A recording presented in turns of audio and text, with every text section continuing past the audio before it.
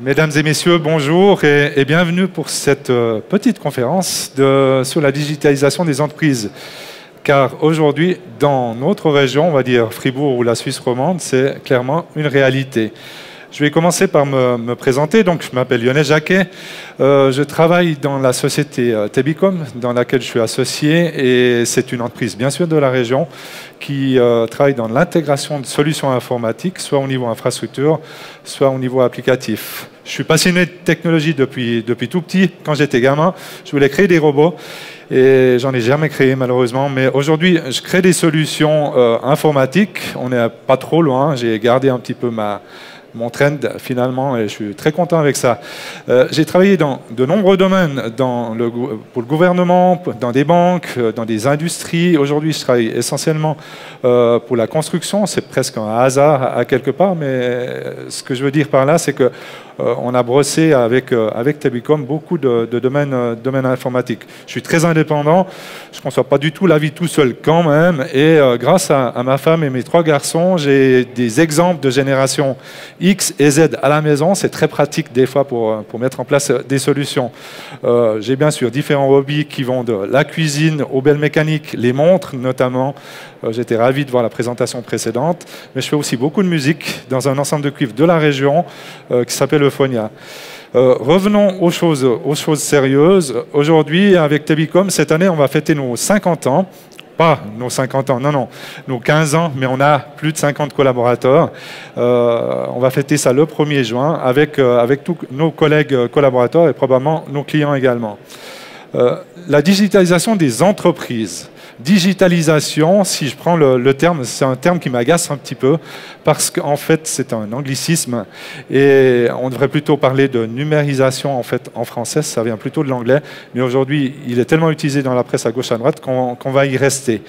Et en fait la digitalisation c'est quoi? J'ai essayé de trouver une définition et finalement je l'ai écrite parce que c'est celle qui me parle le plus.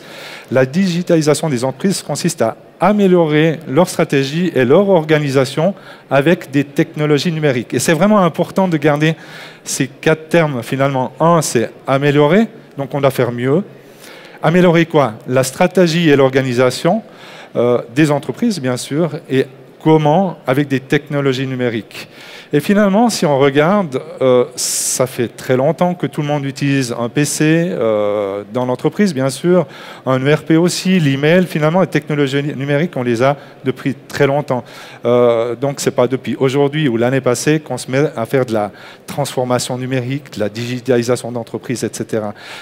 Mais finalement, qu'est-ce qui marque un petit peu cette évolution notoire? Est-ce que c'est uniquement un buzzword des journalistes?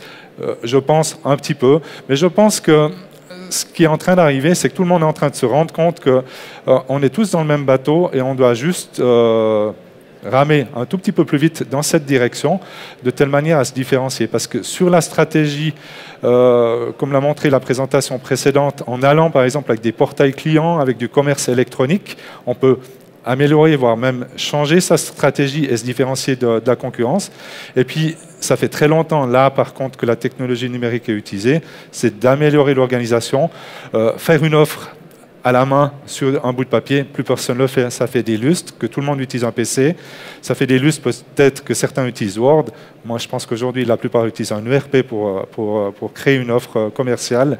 Et on va aller au-delà. Mais je vais vous montrer maintenant des exemples concrets qui vont dans ce sens-là, que l'on a opéré dernièrement avec mon entreprise Tebicom dans la région. Avant de vous montrer ces exemples, c'est la présentation précédente qui m'a donné cette idée. Je vais vous parler d'un exemple qu'on a réalisé dans le domaine du luxe, dans le domaine des montres de luxe, une entreprise qui ne commence pas par O, on va dire ça comme ça, pour laquelle on a mis en place une solution où le numérique finalement les a beaucoup aidés. Le problème qu'on voulait résoudre, c'est que le service après-vente devait distribuer à des centaines d'horlogers dans le monde en fait des documentations par rapport aux dernières montres. Et chaque fois qu'il y a une nouvelle montre qui arrive sur le marché, il faut donner une documentation. Et une documentation au service après-vente comment dire, dans les horlogers en fait, qui vont réparer ces montres de par le monde, c'est un de classeur A4 qu'il faut leur remettre. Et imaginez, chaque fois qu'il y a une nouvelle montre qui sort sur le marché, c'est des alignés de classeurs qui étaient préparés. Ça prenait du temps, ça prenait des mois, et en général, ça prenait des mois après que la montre soit déjà sortie pour qu'ils obtiennent ces informations-là. Ça prenait trop de temps. Et de l'autre côté, on a calculé les coûts, c'était de l'ordre de 1,5 million par année. Donc 1,5 million par année était utilisé pour créer ces classeurs papier pour les remettre aux horlogers qui allaient réparer les montres. La solution et la transformation numérique qui était mise en place, c'était de dire on va mettre en place une application de telle manière à pouvoir donner le manuel de comment réparer, comment graisser une montre aux horlogers. On va le donner en ligne. Et puis, comme ça, ils vont, via un simple PC, pouvoir accéder à l'information beaucoup plus rapidement. Et vu qu'on ne va pas devoir publier en fait, ces différents classeurs, on aura le budget pour le faire. Le retour sur investissement était en moins d'une année. Et, par contre, le service informatique de cette entreprise n'avait pas du tout le temps, ce n'était pas du tout dans les priorités. Et là, ils ont eu la bonne idée, finalement, c'était de dire on va s'adresser à des entreprises externes, pour héberger les serveurs qui allaient héberger cette application, et une autre entreprise qui allait créer l'application pour mettre à disposition des horlogers. Et finalement, ça s'est fait très rapidement. En moins de 6 mois, on a mis en place une application qui permet de faire la réparation des montres, qui permet de voir le manuel, de voir des éclatés et même de commander des pièces détachées pour les différentes montres. Et il suffit d'un petit peu de volonté. Le fait de savoir que le retour sur investissement est rapide, l'investissement était très facilité. Revenons à nos moutons avec des exemples de la région. Premier exemple, réalisé récemment par Tebicom. L'entreprise Pfefferley, c'est l'équivalent d'un commerce de fer, mais qui est sur le Valais. C'est une grosse quincaillerie, finalement. Il y a 3 sites sur le Valais, avec 150 employés dans cette quincaillerie. Avant, et c'est le problème qu'on voulait résoudre, ils traitaient des factures fournisseurs avec des tampons à l'encre. Vous savez, je pense qu'il y a beaucoup encore de gens aujourd'hui qui tamponnent un gros truc sur les factures avec plein de petites cases. Et puis dans les petites cases, on va mettre les différents visas qui permettront de dire je suis d'accord ou pas sur le paiement, l'aspect d'imputation de compte, etc. Ça se faisait manuellement. Et puis le directeur a tout à fait capté qu'il pouvait améliorer cette situation-là et nous a demandé de fournir une solution. Ce qui a été fait avec une solution de dématérialisation, c'est-à-dire que toutes les factures arrivent aujourd'hui dans des scanners et elles sont scannées, dématérialisées. Et il y a un traitement OCR de reconnaissance qui est fait sur la facture et après, des logiciels permettent de reconnaître le fournisseur correspondant à la facture et même de lire les différents montants, les différentes dates et d'informer ça à l'ERP très rapidement. Et tout le flux de validation se fait par un logiciel qui est en fait entre mFiles et Chronoscan et qui permet d'automatiser ce traitement. Le traitement concerne 50 000 factures par an. Aujourd'hui, ils ont toujours 50 000 factures par an, mais ils traitent ça de manière numérique. Le gain, parce qu'on est revenu on n'est jamais très certain en fait des gains de ce genre de choses, mais on est revenu quelques mois après. Et globalement, le gain évoqué par le client, c'est pas moi qui était noté, c'est 2 équivalents plein temps. Donc ils ont économisé 2 équivalents plein temps sur une petite équipe qui n'était pas... je crois qu'ils étaient 6 ou 7 sur ce traitement-là. Et ces gens-là n'ont pas été virés. Ils sont utilisés un peu plus avec leur cerveau qu'avec leurs petites mains, parce que finalement, ce n'est pas un travail très intéressant. Et aujourd'hui, on utilise ces personnes qui avaient beaucoup de connaissances dans l'entreprise pour faire des choses plus valorisantes par rapport à leurs capacités. Ça, c'est un bon exemple qui nous arrive souvent et qui, aujourd'hui, qui n'a pas de facture fournisseur? On n'a pas tous les mêmes quantités. On a un client qui, aujourd'hui, a l'ordre de 3000 factures par semaine, ce qui nous fait 150 000 factures par année. Mais on a des cas où on en reçoit 10 par semaine. Et peut-être qu'en recevant 10 factures par semaine, ça ne vaut pas la peine d'aller dans la numérisation. Et j'y reviendrai, mais l'effet Pareto chez Tebicom, c'est vraiment important. On va couvrir 80% des sujets avec 20% d'apport finalement, mais il ne faut pas trop s'intéresser aux derniers pourcents parce que ça ne sert pas à grand-chose. Un autre exemple de la région tout à fait différent, une fiduciaire, PCL Fiduciaire à Bulle, petite, 8 employés. Et le problème qu'on cherchait à régler, c'est que l'organisation en fait, des activités à l'intérieur d'une fiduciaire, imaginez Ils ont plusieurs centaines de clients et ils doivent traiter la TVA, la comptabilité pour ces clients, les déclarations d'impôts. Ils ont vraiment différents types de mandats en fonction du type de client. Ils ont des clients des réseaux individuels, ils ont des SA, des SARL, ils ont des individus aussi pour les simples déclarations d'impôts. Et il y a plein de jobs finalement à organiser. Jusqu'à maintenant, ils sont organisés avec un fichier Excel en disant, bah voilà, toi tu vas faire ci, tu vas faire ça, faut pas oublier de faire la TVA à la fin du trimestre pour un tel, etc. Et c'était relativement compliqué. Et ils sont venus vers nous en disant, bah, on a deux besoins. Le premier, c'est de centraliser tous nos documents vers une solution centrale, finalement, une GED. Et l'autre besoin, c'est de trouver, avec, si possible, le même outil, un moyen de gérer cette organisation-là, de gérer les différents jobs pour traiter en priorité, par exemple, les déclarations TVA qui seraient en retard, plutôt que de traiter celles qui seraient en avance. C'est un petit peu l'idée. Traiter peut-être les jobs qui sont liés à un client qui vient de donner l'ensemble des documents et pas s'énerver à essayer de remplir la déclaration de TVA d'un client qui n'aurait pas donné l'ensemble des documents nécessaires.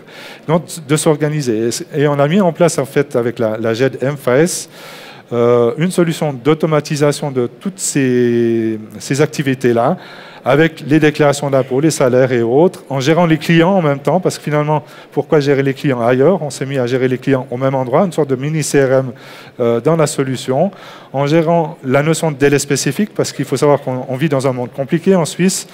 Les délais pour les déclarations d'impôts, notamment, ils sont différents d'un canton à l'autre. Puis bien sûr qu'ils gèrent des clients de différents cantons, puis il faut gérer ces spécificités-là. Puis aussi la gestion des compétences, parce que malgré qu'ils sont une équipe de 8, ils pensent croître, bien sûr, ce qui est très bien, et c'est de se dire, on a peut-être des employés qui ne savent pas faire une déclaration TVA pour une société anonyme, mais il n'y en a que d'autres qui savent le faire. Et c'est de gérer avec les compétences, en fait, d'automatiser pour dire, je distribue le job de la TVA à la bonne personne et je demande de contrôle de ce qu'a fait la première à la bonne personne aussi. Et finalement, on a automatisé avec des workflows dans MFile ce genre de solution, tout en centralisant les documents.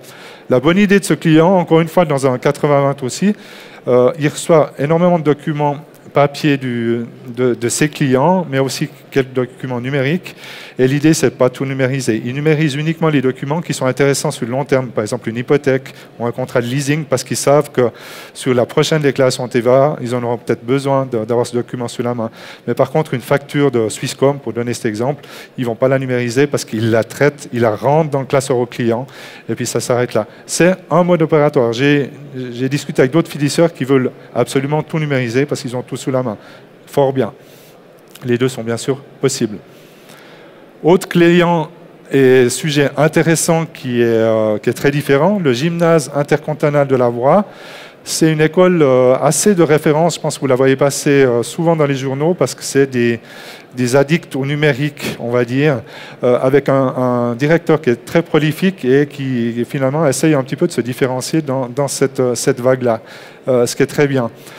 Finalement, la situation d'avant, je pense que tout le monde la connaît, tout le monde est allé à l'école, et je pense qu'à l'école, on n'avait pas tellement d'ordinateurs, si ce n'est un qui traînait dans un coin. Et finalement, c'est ce que vivent encore beaucoup, notamment mes enfants à moi. Le numérique à l'école, ce n'est pas encore le niveau du GIB, c'est de loin pas ça. Et ce qu'on a mis en place, alors ils ont mis en place plein de choses, mais disons, ce que Tebicom a mis en place avec eux, c'est que depuis juin 2018, les élèves peuvent passer leur examen sur un ordinateur. Donc, eux, ils peuvent choisir déjà sur l'aspect des cours, est-ce qu'ils vont dans la mouvance numérique ou pas, parce qu'ils ont le choix, ce qui est bien. Et ils peuvent aller jusqu'à maintenant passer leur examen sur une solution numérique. Donc, on a dû automatiser la création de ces examens pour que ce soit cohérent, que ce soit facilement à disposition, pour pas qu'on ait un prof qui passe 4 heures à créer un examen, mais qui passe le moins possible dessus. Donc, on a dû mettre en place toute l'automatisation pour créer ces examens, les mettre à disposition, pour s'assurer que les résultats soient bons. On a mis en d'autres éléments qui sont utilisés par cette école aussi, c'est de mettre à disposition des élèves qui le désirent des supports digitaux. Et c'est notamment l'OLF, l'Office du livre à Fribourg, avec Schoolbag, qui a mis en place ce genre de solution. Tebicom a aussi travaillé dans ce cadre-là pour l'OLF, et c'est vraiment une solution qui permet, via des tablettes, des iPads ou autres, ils ne sont pas ils ne sont pas ferrés vers un seul OS, mettre à disposition les livres de classe dans un format numérique. Et les élèves ont le choix. Il y a toujours des élèves qui veulent, ou les parents, c'est peut-être ça, qui veulent avoir les deux versions. C'est un petit peu bête parce que ça coûte cher. Autant faire le choix soit l'un, soit l'autre. Ce qui est bien, c'est que ça donne le choix. Et de l'autre côté, ça sert un peu de référence aux autres écoles parce qu'il y a des choses qui marchent très bien et des choses qui marchent un petit peu moins bien. Puis le dernier élément qui a été mis en place par l'école, c'est évident, c'est la cyberadministration avec moins de papier. Vu cette mouvance numérique, c'est clé finalement de aussi aller dans l'administration plutôt numérique, avec aussi un dossier électronique des élèves et puis une automatisation maximale parce que chaque année, il y a 1000 élèves qui débarquent.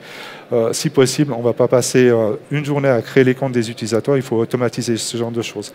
Et donc Tebicom, avec le GIB, a automatisé et a numérisé une bonne partie des choses qui se font au gymnase intercontinental de la Voie. Une bonne référence dans le domaine de l'éducation. Le dernier exemple, c'est le groupe Grisoni. Et je pense que tout le monde connaît le groupe Grisoni, entreprise de la région. Je ne sais pas si on peut encore les appeler PME. Aujourd'hui, ils comptent environ 1000 collaborateurs dans différents domaines liés à la construction, bien sûr, génie civil, les bâtiments, les routes, entreprise générale, les travaux spéciaux, etc.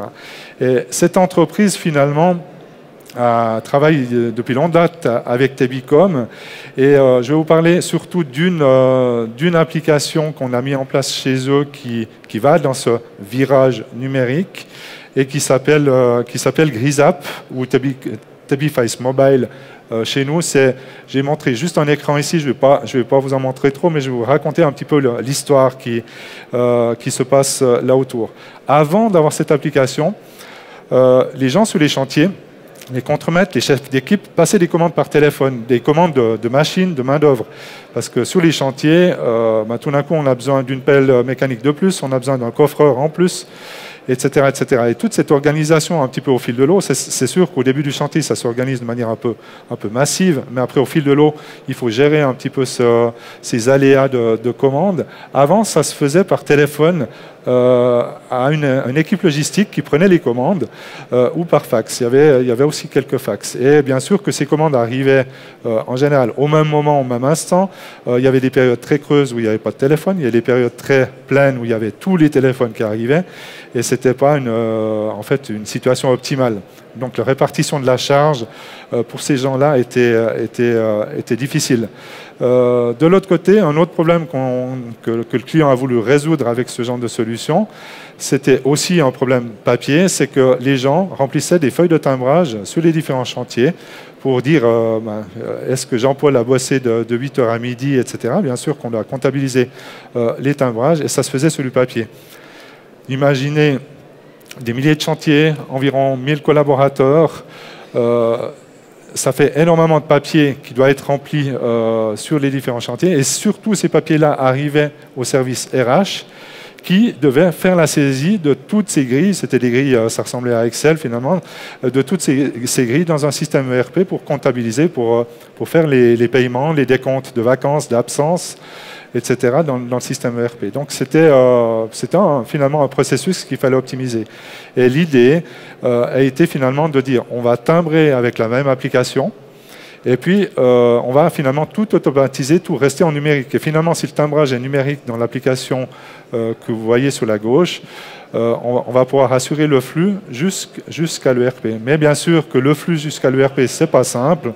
Notamment, il y a des validateurs, parce que c'est les techniciens qui doivent valider en fait, les heures des différents collaborateurs. Et après, il y a encore une validation au niveau RH avant d'aller sur le système ERP. Et finalement, là, ce qu'on veut résoudre avec ce genre de solution, c'est de gagner du temps en standardisant les workflows sur les chantiers. La problématique, c'est que sur un chantier, les gars qui sont sur les chantiers, il n'y a pas beaucoup de filles.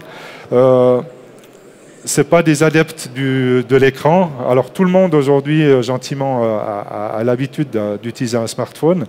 Et ce qui était mis comme prérequis et qui était vraiment la bonne idée, c'était d'avoir une ergonomie qui soit la plus aboutie possible. Donc si on veut commander un bulldozer, je me situe dans mon chantier, je vois la liste des 5 bulldozers à disposition, je clique OK, je choisis à partir de quelle date je veux l'avoir, à partir de quelle date je ne veux plus l'avoir, envoyer. Ça s'arrête là. Ils n'ont pas à taper sur un clavier. Et c'est vraiment l'idée qu'on avait de simplifier l'ergonomie. Pour les timbrages, c'est beaucoup plus compliqué parce que c'est très complexe dans la construction de gérer les timbrages. Par contre, on peut très bien se dire que je suis vendredi, jeudi, j'avais déjà mon équipe, je veux timbrer comme hier. Et on a mis des options pour faciliter en fait de dire je reprends les timbrages d'hier, ou mieux encore, on a planifié avec l'équipe logistique une équipe sur un chantier, c'est cette équipe qui était là, timbre-moi selon l'équipe planifiée. Et on a mis vraiment en place plein de, pas d'artifices, mais d'ergonomie dans l'application de telle manière à offrir en fait à l'utilisateur une facilité.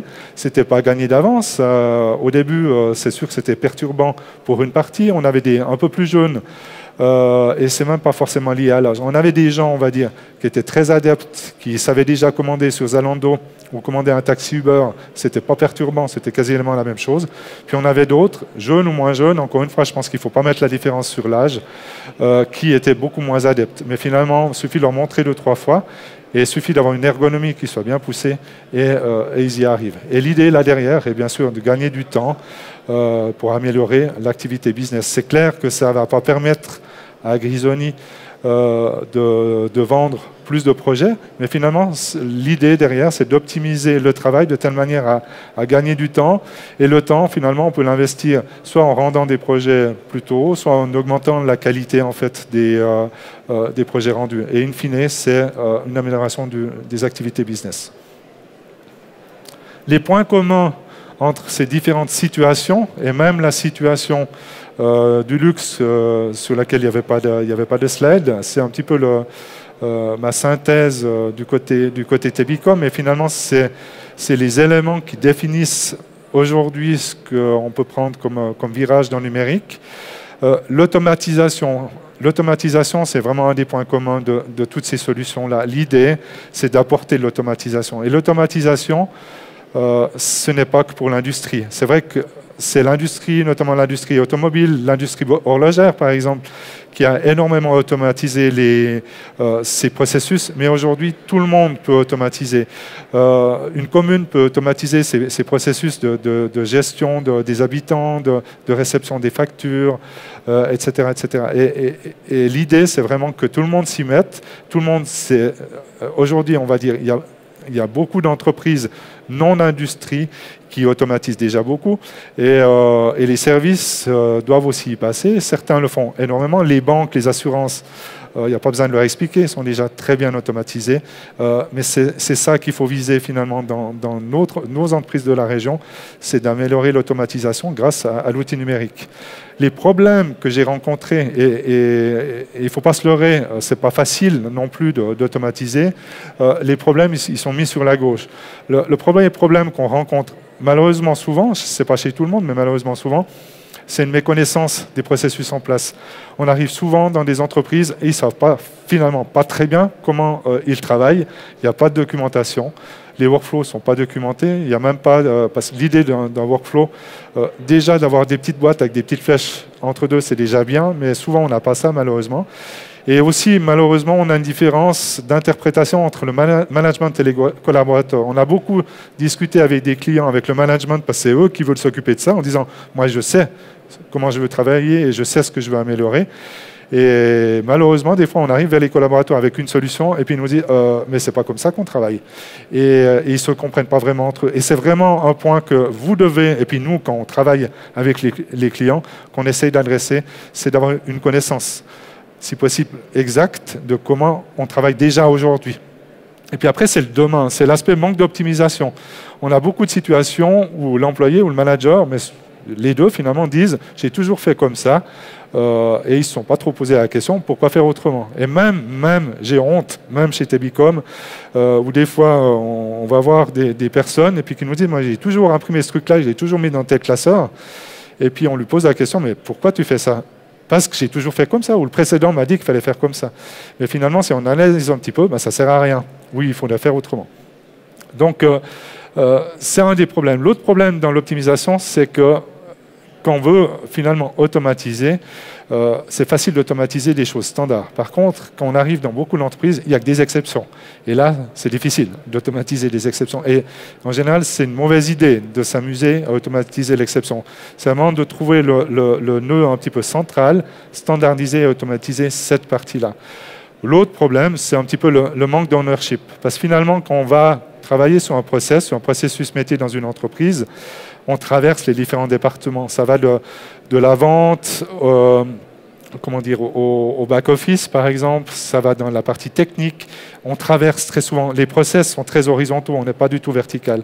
Et là, souvent, c'est dire... c'est pas trop mon problème, c'est le problème de la vente. Et quand on va du côté de la vente, il dit ah non, c'est pas trop mon problème, c'est le problème de la technique. Et c'est ce manque d'ownership, parce que les entreprises sont très structurées, verticales, et finalement, les processus sont des processus horizontaux. Et là, il faut vraiment responsabiliser un petit peu la personne, et notamment la première responsabilité, c'est je prends une feuille de papier. Oui, on peut utiliser encore du papier. Je fais des petits carrés, je fais des petites flèches et je mets 2-3 informations dessus. C'est déjà ça, prendre le ownership d'un processus. Et c'est déjà un bon début.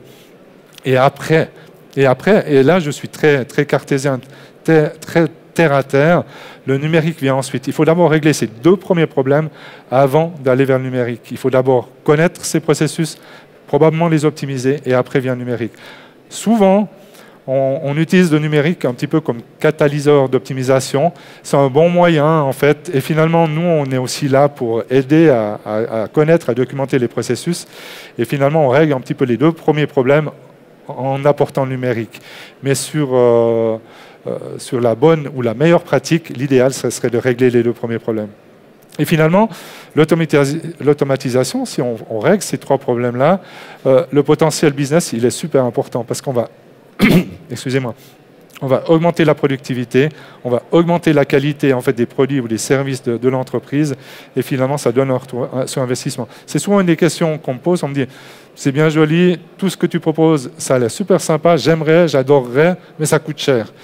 Je dis oui, ça coûte cher. Alors, il y a différents prix, ça dépend jusqu'où on veut aller. Mais par contre, l'idée, c'est d'avoir un retour sur investissement. C'est soit d'économiser quelque chose, soit de gagner quelque chose. Et dès qu'on a compris un petit peu cette chose-là, ça justifie un certain investissement dans une solution numérique. L'autre point commun, c'est l'intégration en 2 étapes. Et c'est vraiment un point commun qu'on a partout. Et je pense que c'est quasiment le point qui différencie le PC de grand-papa, on va l'appeler comme ça, au virage numérique d'aujourd'hui. C'est l'intégration. Et c'est ça qui fait qu'on va vers des solutions un petit peu plus actuelles. Premièrement, c'est l'intégration des applications. Et faites attention, les données, c'est vraiment primordial. Et c'est souvent là qu'on se met à intégrer, qu'on découvre 2-3 problèmes où on doit mettre un petit peu du propre dans les données clients, dans les données fournisseurs, données produits, etc. Très souvent, on va interconnecter plusieurs fournisseurs, plusieurs partenaires ensemble. Et puis, bien sûr, il y a des données qui vont naviguer, qui vont synchroniser entre les systèmes. Dès qu'on va dans une orientation automatisation processus, alors souvent l'ERP est là et nous dit on est capable de tout faire, mais aujourd'hui on ne va pas aller dans l'extrême comme nous proposent certains consultants de dire l'ERP est mort. Je pense que l'ERP n'est pas mort. Par contre, l'ERP n'est plus l'unique solution informatique qui permet d'automatiser et de passer dans le monde numérique. L'idée, c'est d'utiliser les meilleures applications du monde, les interconnecter. Il y a des outils qui permettent de faire ça. Nous, on propose des solutions et d'aller dans ces solutions-là. Et aujourd'hui, il y a surtout des solutions cloud qui sont très intéressantes. Il ne faut pas forcément aller tout dans le cloud. Mais par exemple, aujourd'hui, il y a des solutions de planification qui sont magiques dans le cloud, qui existent plus sur des solutions classiques finalement. Et il ne faut pas hésiter à aller dans ce genre de solutions. Et finalement, il faut orchestrer tout ça, faire communiquer tout ça. Et ça, c'est une des difficultés. Et c'est là où notamment Tebicom permet de vous aider dans cet aspect orchestration et intégration des systèmes. Ce qui vient après, c'est la colonne de droite, finalement, c'est la chaîne de valeur de l'entreprise. Et là, il y a beaucoup d'entreprises, et je suis persuadé qu'Omega est déjà aujourd'hui dans cette colonne-là, c'est de faire l'intégration entre fournisseurs et clients. Parce que finalement, dès qu'on s'est mis à automatiser, rien ne nous empêche de passer ses commandes directement au fournisseur sans lui envoyer un courrier, mais directement avec son application et sans forcément aller sur le site web du fournisseur, mais c'est que votre système informatique passe la commande de manière automatisée. Et pareil au niveau des clients, finalement, les clients ou les grossistes, les distributeurs peuvent passer les commandes chez vous, soit via un portail, soit avec des systèmes automatisés. Et c'est vraiment l'idée que on est en train d'aller aujourd'hui avec le virage numérique, c'est de viser cette intégration alors déjà au sein de votre entreprise et après avec ce qui se passe à gauche, ce qui se passe à droite, les fournisseurs et les clients. Et demain, quand vous y serez et que vous aurez intégré tout ça, on va dire qu'une énorme étape aura été franchie par rapport à utiliser un PC pour créer des offres. Et le dernier point, c'est cet aspect agilité. Donc, je distinguais 3 points communs. Le premier étant j'ai oublié, l'automatisation, l'intégration, et le dernier point, l'agilité. C'est important aujourd'hui, les activités métiers changent d'un mois à l'autre. Les entreprises doivent faire face à la concurrence. Tout d'un coup, il y a la concurrence internationale avec la globalisation qui débarque de plus en plus.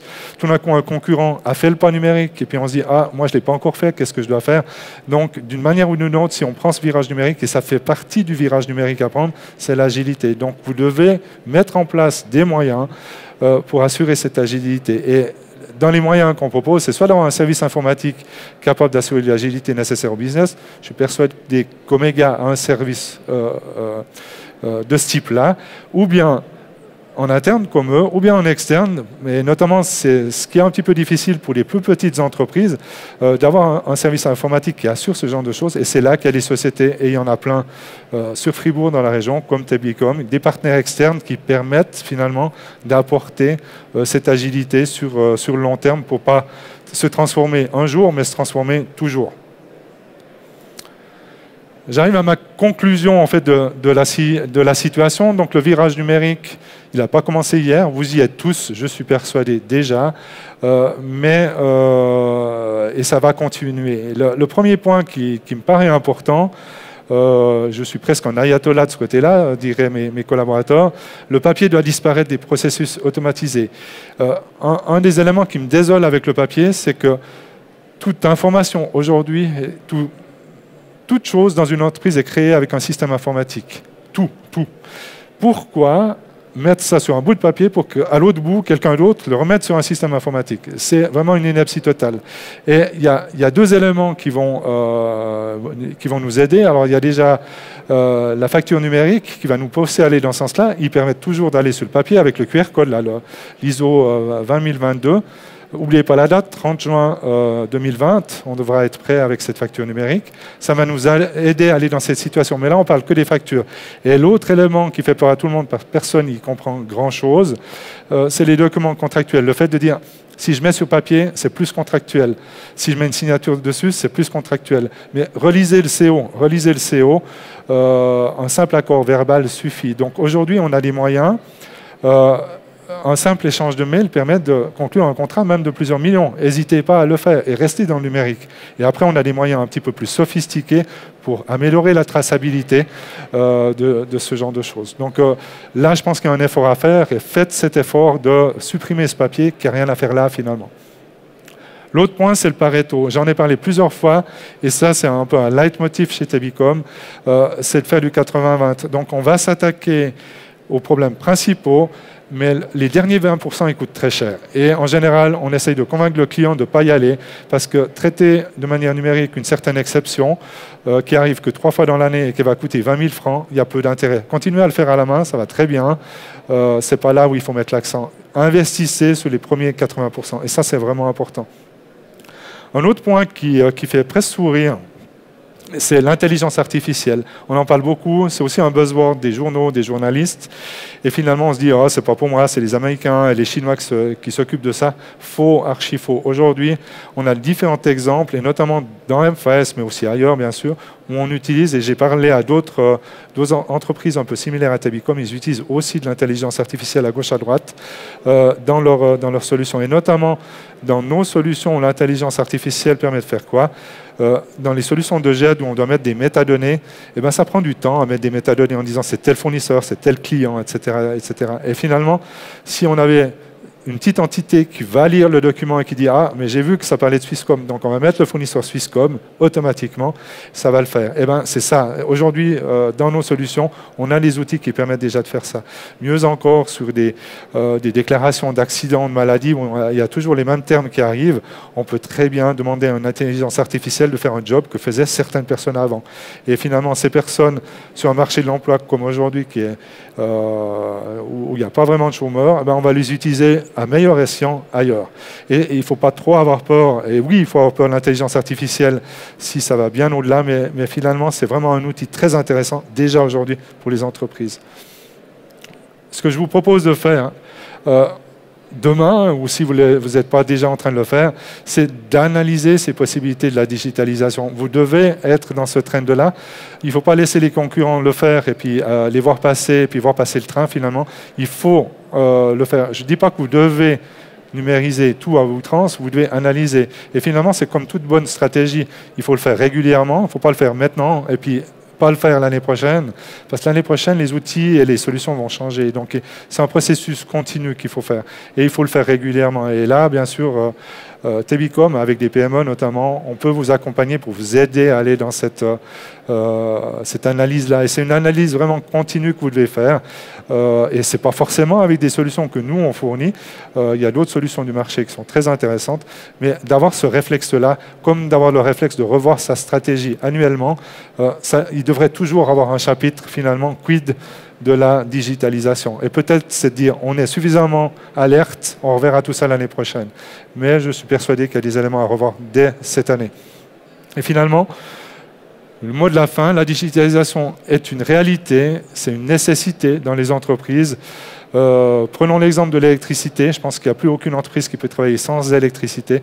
Et je suis persuadé qu'il n'y a plus aucune entreprise qui peut travailler sans une certaine digitalisation qui peut être plus ou moins évoluée en fonction des activités de l'entreprise.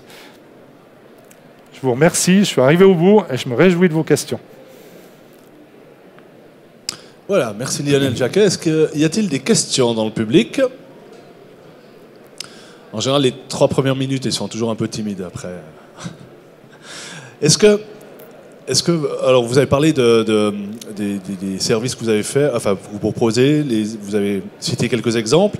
On est dans les grandes entreprises. Est-ce que dans les petites entreprises, c'est aussi envisageable?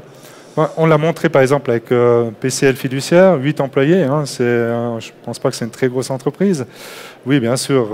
Non, clairement aujourd'hui, il n'y a pas de limite inférieure à quelque part. Par contre, quand on est 1 ou 2, l'automatisation va probablement se résumer à Excel. Et là, on a peu d'intérêt. Mais dès qu'on est à une dizaine d'employés, il y a probablement une capacité à être aidé par la digitalisation, par Tabicom. On a également compris que vous avez trouvé des solutions quasiment à tout. Est-ce qu'il y a des situations où vous êtes arrivé, vous avez dit ça va être compliqué? Non. On a toujours solution à tout, mais ce n'est pas toujours Tabicom qui a la solution. Et c'est ça qu'on essaye aussi d'apporter aux clients, de dire, parce que finalement, dès qu'on a les capacités de développement, on peut tout faire. Franchement, on peut tout faire. C'est qu'une question de coût, c'est tout. Mais des fois, ça ne vaut pas la peine de développer une solution de scratch puis d'investir des centaines de milliers de francs si elle existe déjà 12 fois dans le marché et qu'elle a déjà été finalement validée par des centaines de clients. Donc, on essaie d'orienter aussi pour les choses qu'on ne connaît pas trop vers d'autres partenaires. Très bien. En tout cas, merci beaucoup. Lionel Jacquet, vous êtes encore là quelques minutes, si jamais des gens... J'ai un stand Tabicom juste là-bas, donc n'hésitez pas à passer. N'hésitez pas à passer. Merci beaucoup, je crois qu'on peut l'applaudir bien fort. Merci pour cette conférence. Merci.